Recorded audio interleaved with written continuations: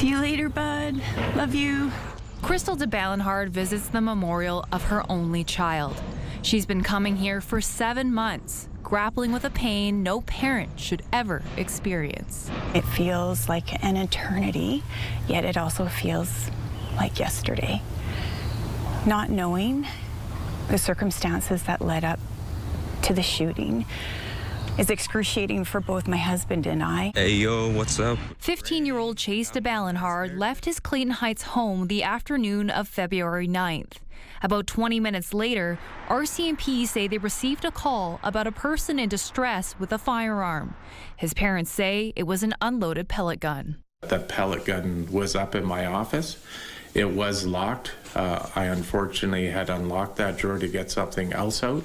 They believe he may have taken it out to record a video, but because he functioned more like a 10-year-old, he didn't have the capacity to understand the perceived danger.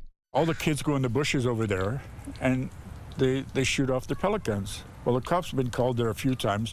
Witnesses say a large group of police officers closely followed Chase for several blocks. He was in between two cars. He actually tripped, fell, got up, and then continued on. There was nobody on a megaphone, nobody talking to this kid to de-escalate the situation. It was just cops sort of on a duck hunt. Yeah, they were kind of there to get something done, yeah. Right? The next few moments were caught on surveillance camera. They appear to show Chase raising the pellet gun to his head.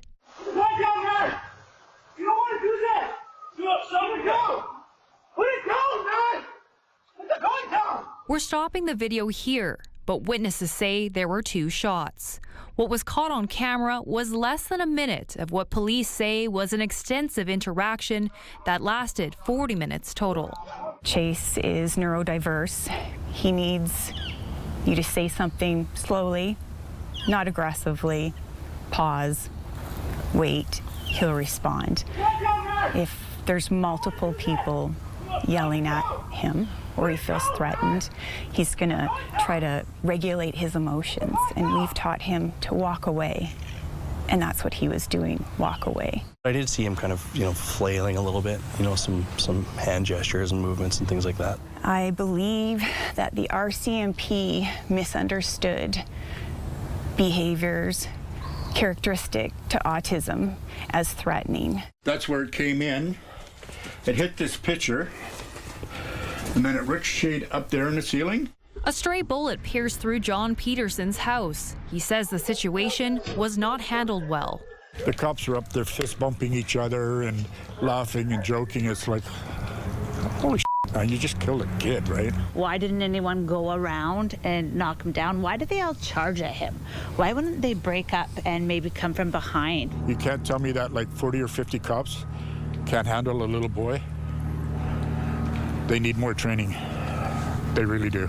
Former appeals court judge and Attorney General Wally Opal says more details are needed before determining whether the officer's actions were justified. I would need to know what was in the mind of the officer when that incident happened.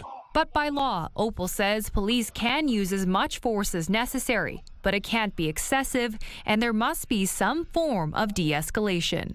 Usually when there's a weapon, lethal force can be acceptable depending on the circumstances. And it would also depend on the type of weapon there is. Opal says that's why the Independent Investigations Office investigation is so crucial.